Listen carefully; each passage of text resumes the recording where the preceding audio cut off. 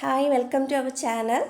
So, നമ്മൾ ഇന്ന് home സയൻസിലെ human nutrition and ഡയറ്ററ്റിക്സിലെ കാർബോഹൈഡ്രേറ്റ്സും അതിൻ്റെ classification, function, sources and deficiency disease ഇത്രയുമാണ് നമ്മളിന്ന് ഡിസ്കസ് ചെയ്യാൻ പോകുന്നത്. So first carbohydrates. Carbohydrates is the primary fuel for our body. Cereals are rich in carbohydrates. It provide energy. So carbohydrates ഏറ്റവും കൂടുതൽ carbohydrates അല്ലെങ്കിൽ അന്നജം അടങ്ങിയിരിക്കുന്ന ഭക്ഷണം എന്ന് പറയുന്നത് സിറിയൽസ് ആണ്. സിറിയൽസ് അതായത് ധാന്യങ്ങളിലാണ് ഏറ്റവും കൂടുതൽ കാർബോഹൈഡ്രേറ്റ്സ് അടങ്ങിയിട്ടുള്ളത്. ഈ കാർബോഹൈഡ്രേറ്റ്സ് റിച്ച് ഫുഡായ സിറിയൽസ് ആണ് നമുക്ക് ഏറ്റവും കൂടുതൽ എനർജി പ്രൊവൈഡ് ചെയ്യുന്നത്. നമ്മൾ കഴിക്കുന്ന ഫുഡിൽ നിന്ന് എനർജി പ്രൊവൈഡ് ചെയ്യുന്ന ഫുഡ് ഗ്രൂപ്പാണ് സിറിയൽസ് എന്ന് പറയുന്നത്. Cereals are our staple food in Indian dietary. About 65 to 80% energy is provided by carbohydrates. Staples means food that make up the dominant part of a population. ഒരു പോപ്പുലേഷനിൽ ഏറ്റവും കൂടുതൽ ആളുകൾ ഉപയോഗിക്കുന്ന ഭക്ഷണത്തെയാണ് നമ്മൾ സ്റ്റേപ്പിൾ ഫുഡ് എന്ന് പറയുന്നത്. സോ അതുകൊണ്ട് ഇന്ത്യയുടെ സ്റ്റേപ്പിൾ ഫുഡ് എന്ന് പറയുന്നത് സെറിയൽസാണ്, ധാന്യങ്ങളാണ്. അരി, ഗോതമ്പ്, ഇതാണ് നമ്മൾ ഇന്ത്യയിൽ ഏറ്റവും കൂടുതൽ ഉപയോഗിക്കുന്നത്. അതുകൊണ്ട് ഇന്ത്യയുടെ സ്റ്റേപ്പിൾ ഫുഡ്സ് അത് 65 to 80% വരെയും ഉപയോഗിക്കുന്നത് സിറിയൽസാണ്.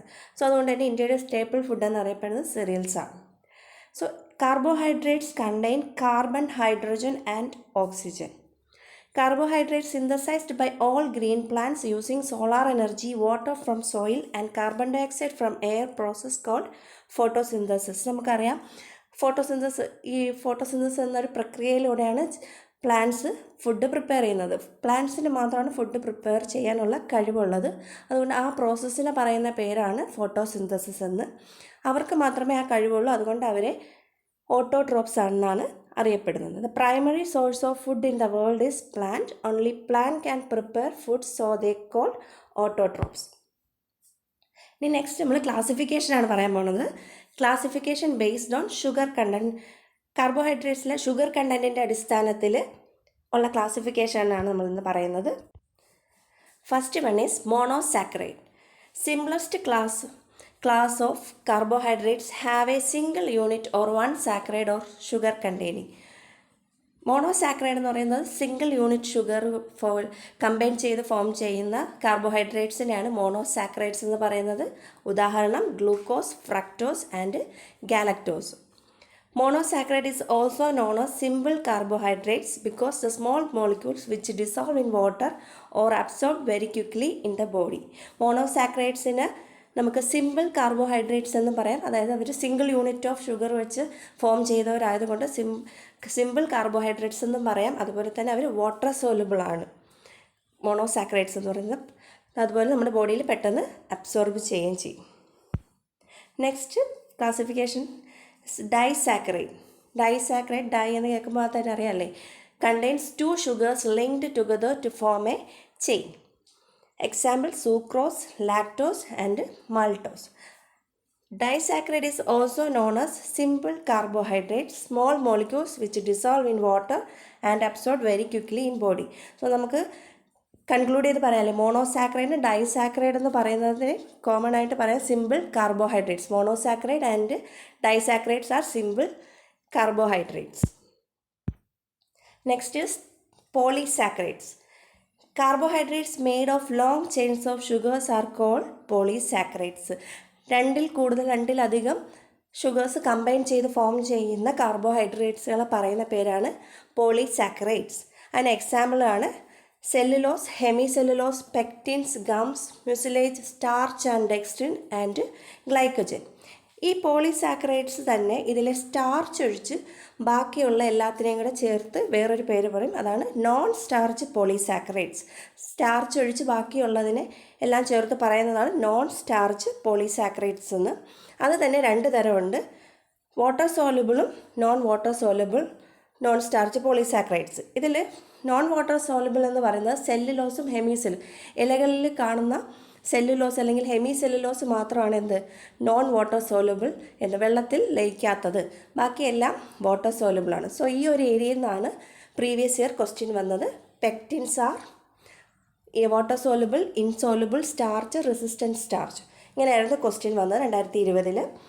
സോ അതിൻ്റെ answer pectins are water soluble.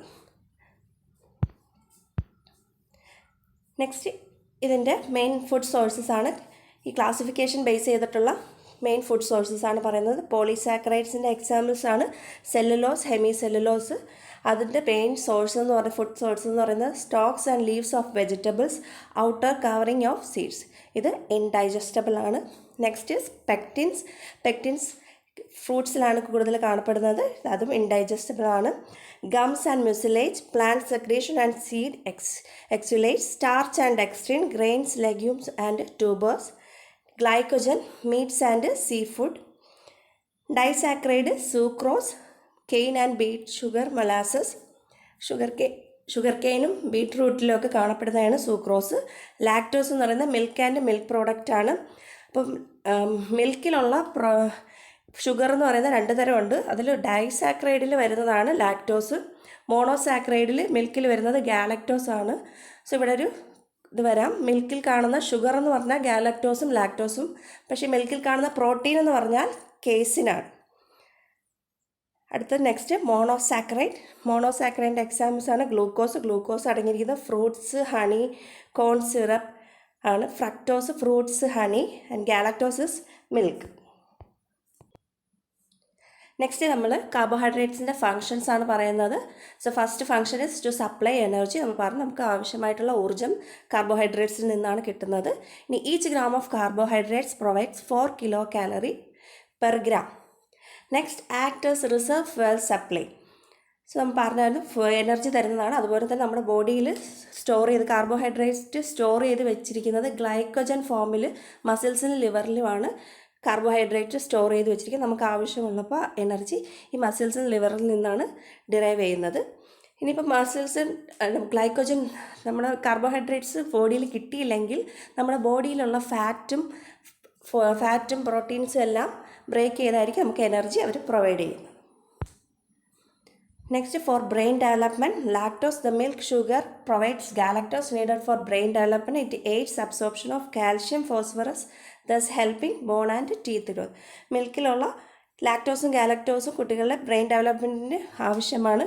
അതുപോലെ തന്നെ കാർബോഹൈഡ്രേറ്റ്സ് ഉണ്ടെങ്കിൽ നമ്മുടെ കാൽഷ്യം ഫോസ്ഫറസിൻ്റെയും ആഗിരണം ബോഡിയിൽ അബ്സോർപ്ഷൻ നടക്കത്തുള്ളൂ. കാൽഷ്യം ഫോസ്ഫറസും ഉണ്ടെങ്കിൽ നമ്മുടെ ബോണും ടീത്തും എല്ലാം വളരത്തുള്ളൂ. Next is regulation of blood sugar. നമ്മൾ പറഞ്ഞായിരുന്നല്ലോ ഗ്ലൈക്കോജൻ ഫോമിലാണ് നമ്മുടെ ബോഡിയിൽ കാർബോഹൈഡ്രേറ്റ്സ് സ്റ്റോർ ചെയ്ത് വെച്ചിരിക്കുന്നത്. ഈ ഗ്ലൈക്കോജനാണ് പിന്നെ ഗ്ലൂക്കോസായിട്ട് കൺവേർട്ട് ചെയ്യുന്നത്. ഈ ഗ്ലൂക്കോസാണ് നമ്മുടെ ബ്ലഡ് ഷുഗർ റെഗുലേറ്റ് ചെയ്യുന്നത്. Next is to prevent dehydration. ഇത് involuntary ഡീഹൈഡ്രേഷനാണ്.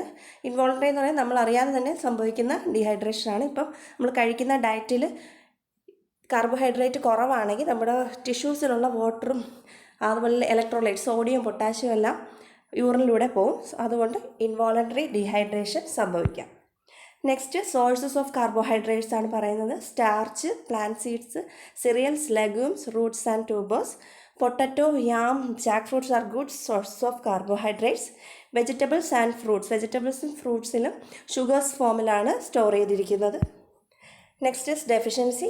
If less than required amount of carbohydrate is consumed, the body first burn its own fat and then its tissue protein for heat and energy. നമ്മുടെ ബോഡിയിൽ ആവശ്യത്തിനുള്ള carbohydrates ഇല്ലെങ്കിൽ glycogen form ചെയ്യത്തില്ല. അതിന് പകരം നമ്മുടെ ടിഷ്യൂസിലുള്ള fat burn ചെയ്തുകൊണ്ടായിരിക്കും നമുക്ക് energy provide ചെയ്യുന്നത്.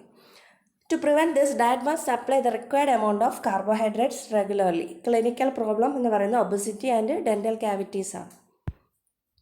നെക്സ്റ്റ് ഇതുമായിട്ട് റിലേറ്റ് ചെയ്തിട്ടുള്ള MCQ ആണ്. Pectins are soluble fiber, insoluble fiber, starch, resistant starch. Previous year question ആണ്. Answer is soluble fiber. Sugar present in milk is keratin, lactose, casein, none. That is answer is lactose. Which among the following is not belong to polysaccharides?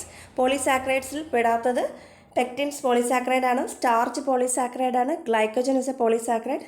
ഇതിൽ അല്ലാത്തത് galactose മാത്രമാണ്. Okay, thank U.